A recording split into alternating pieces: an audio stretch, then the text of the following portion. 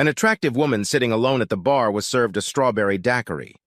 She said to the bartender, "I didn't order anything like that." He nodded toward a man sitting alone at the end of the bar. Juanita was looking for a suitable candidate for the evening, something she was inexperienced in. She reasoned that this man met her criteria for cheating. He was irresistibly handsome, well-dressed, and fit. But most importantly, he wasn't her husband. The man at the bar, in her opinion, might have been a little older than herself, but not old enough to affect what she had planned. She expressed her appreciation with a wide smile. The man smiled back and walked over to sit next to her. "Thank you for the drink, mister. Would you like to keep a lonely elderly lady company tonight?" He turned to face her, examined her fully, top to bottom, and said, "If you're that lady, I'm sure I am. My name is Juanita, cowboy. Jesse, and no, it's not Jesse James." "So, Jesse, not Jesse James, are you here at the convention?" "What convention?" "I guess that answers the question. Are you here for business or pleasure?" "I'm here on business, but I wouldn't deny myself the pleasure if it fell to me." "Oh, I like that answer. It's nice to talk to someone about something other than whose machine can create the most widgets in an hour." Jesse pretended to snore. Juanita laughed. "That's right. I'm in sales, Jesse. What do you do for a living?" "I'm an assassin." Juanita almost choked on her drink. "An assassin? That must mean something other than piffle. You're dead, hitman." "No, I'm a cold-blooded killer." Juanita laughed. "You should be a stand-up comedian. You said that with such a nonchalant face." "No, seriously, what do you do?" "I'm telling you the truth. I'm a hitman. People pay me to kill other people." "You mean you're some kind of mercenary who gets paid by the government to take out terrorists or rescue hostages in some foreign shithole?" "No, although I did do that when I was in Special Forces. When I found out how much assassins were paid, I didn't enlist again." "So, Jesse the hitman, who are your clients?" "I never know who hires me, and I don't want to know. I get information on the target, study their habits and movements to determine the best time and place to kill them, and then I kill them." "Are these the bad people you're killing?" "I assume they are because the people who hire me are bad. In my opinion, my targets wouldn't deal with the bad people who hire me if they were good people to begin with."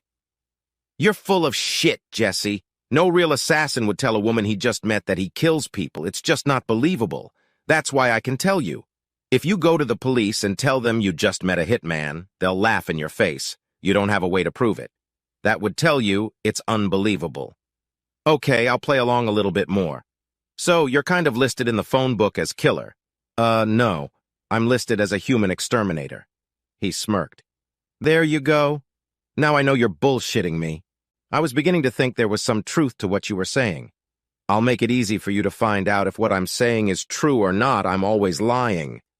"That's better. I have to admit, of course, that you're different. I like your strange sense of humor. Tell the truth. Are you married?" "No. Professional risks, traveling, risk of being arrested, risk of being killed, etc." "What about you?" "You're wearing a wedding ring." "Yeah, but it doesn't matter." "Why not?" "Because I'm going to divorce that son of a bitch." "I think you should tell me why now, but I don't really care." "Well, since you asked me so nicely, that bastard's got a gambling problem. We have a parking space reserved at a pawn shop. I never know what jewelry I'm going to wear because half the time it's in the pawn shop. I never know when my laptop will be home or if we'll have a TV to watch." "Have you tried taking him to the clinic?" "He says he has no problems. He says he has everything under control. He's going to send us to a home." "So that gives you permission to have fun with other men? Have sex? What century are you from? Look, he disrespects me and our marriage every time he loses my hard-earned money behind my back, so I've decided I'm not going to honor my marriage vows when I'm away from home. Let's cut to the chase, Jesse. Do you want to have sex with me or discuss my lack of morals?" "I'd love to, if it suits your morals." "You soft-tongued devil." "My room, that's my preference. There are too many coworkers on the floor where my room is." "Let's go." They went up to his room, which was a mini-suite with a king-sized bed. She walked up to him. "Do you mind if I unwrap my own present? It's been a long time since I've received such a nice gift." "It would be my pleasure."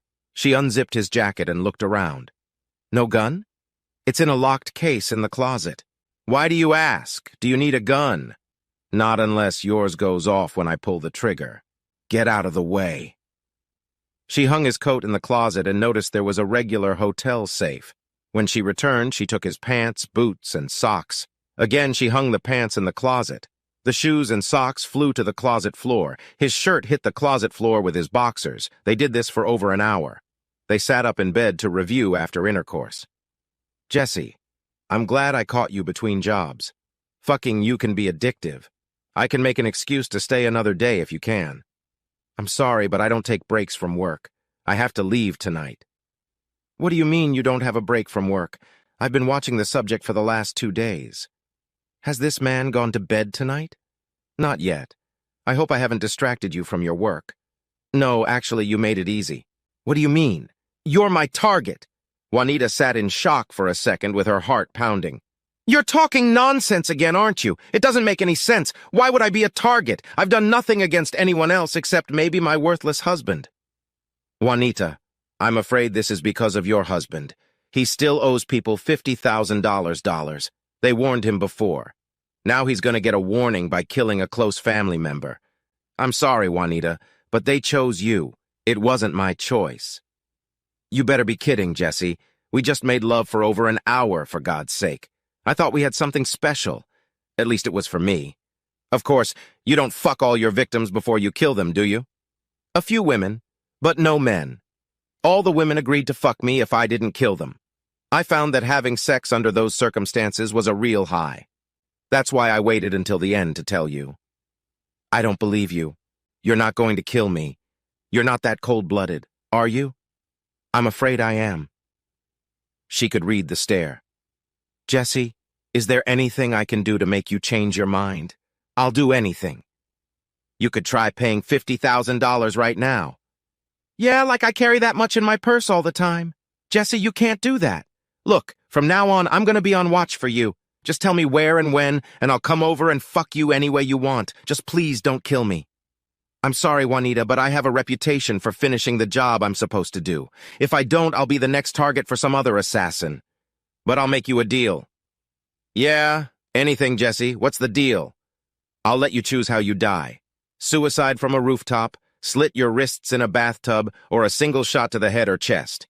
My advice is to go with the bathtub if you want an open casket funeral in your family. Of course, the head is the quickest death. Juanita changed tactics. She got angry. You insensitive bastard, I'm not choosing any of the above. I'm choosing for you to shove your gun up your ass and shoot yourself. Colorful, but unrealistic. Jesse walked over to the closet while Juanita sobbed on the bed. He opened the safe and then pulled out a metal case. He unlocked it and pulled out a gun.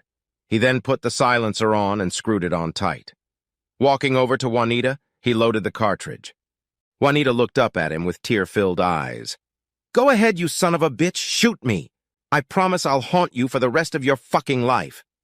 Jesse calmly and firmly put the gun to her left temple. Any last words? Yes, do me a favor and kill my husband next. I'd be happy to, but you don't have the money to pay me. He took a deep breath. I want you to know, I really had a great time with you tonight, Juanita. I'm really sorry to have to do this. Please believe me that it's nothing personal. Juanita closed her eyes and grimaced in anticipation of the execution. She heard a loud click, and then nothing. Did it misfire? Are you trying to torture me further? Shoot me already, damn it!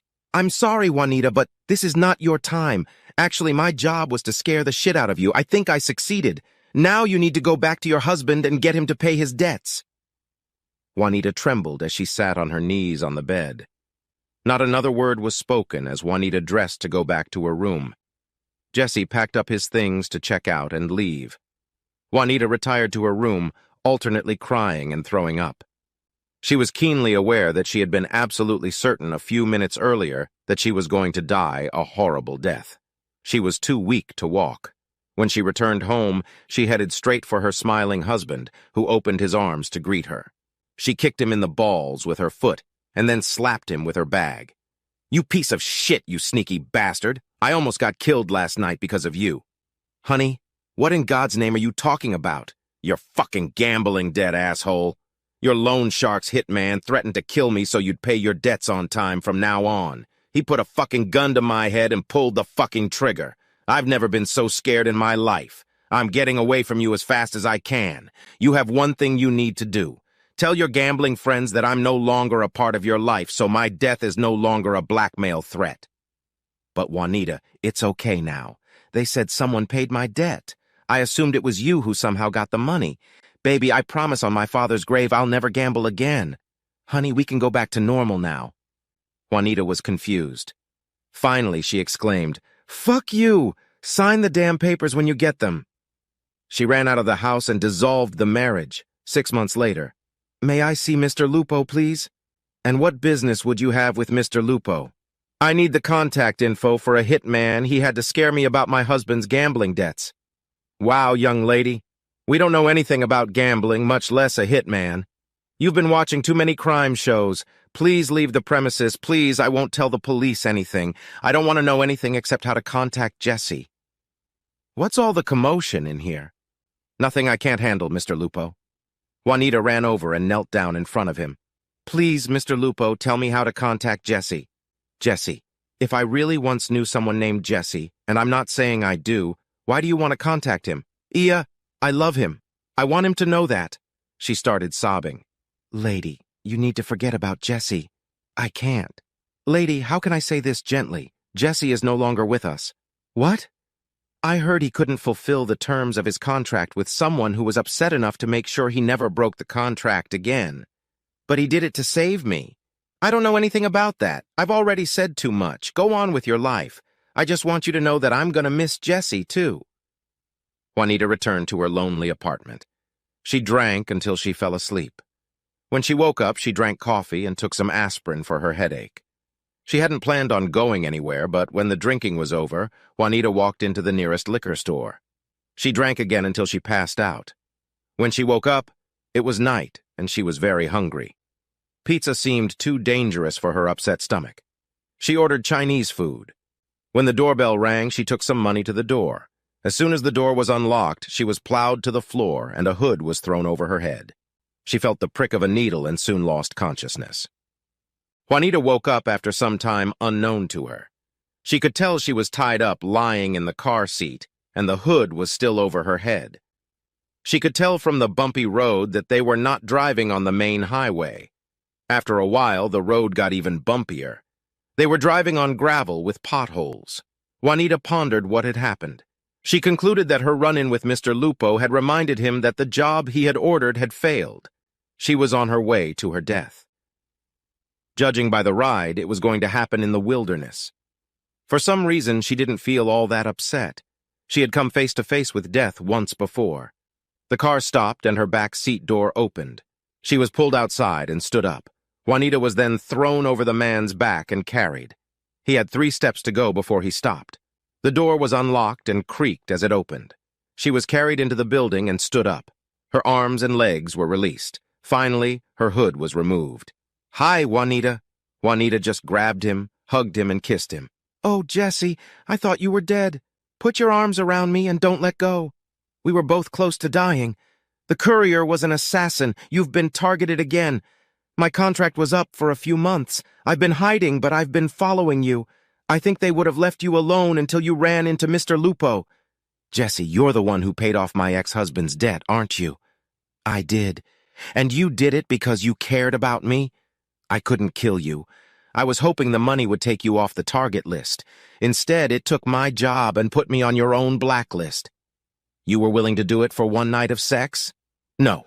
I did it in hopes of many more nights of sex. Juanita, I'm sorry, but from now on, we both have to live on the run. We have to be ready to leave at a moment's notice. If you don't want this life, you need to leave now. I'll drive you and drop you off wherever you want to go." "Where are you going next?" "I was going to stay here for a while. Do you mind?" "Of course not. Jesse, what are we going to do for money if you don't get paid to be a hitman anymore?" "I've made a lot of money over the years. Looks like I'm also a talented venture capitalist. We don't have to worry about money." "Do I have to work?" "I'd be glad to. It would be too dangerous. You need to be a stay-at-home mom." "What? You're assuming I'll marry you and have your kids?" "Pretty much. Hell, I must be better in bed than I thought. I get all that from a man I slept with one night." "Uh-huh. Well, if neither of us has to work, what are we going to do with our time?" "Have babies. Good choice. Now to bed?" No, Jesse, I want to conceive our firstborn on that bearskin rug over there. We're gonna name him Bear. You're not on the pill? I stopped as soon as I found out my divorce from the asshole was going through. I wasn't planning on having sex with anyone for quite some time. For the next few days, I need to be nice and fertile. Juanita, do you want to get married? Jesse, as far as I'm concerned, we're married. If you want a piece of paper that says we're legally married, I don't care. All you need to know is that if I ever betray you, you can go back to being an assassin. You didn't have to say that. I took it for granted.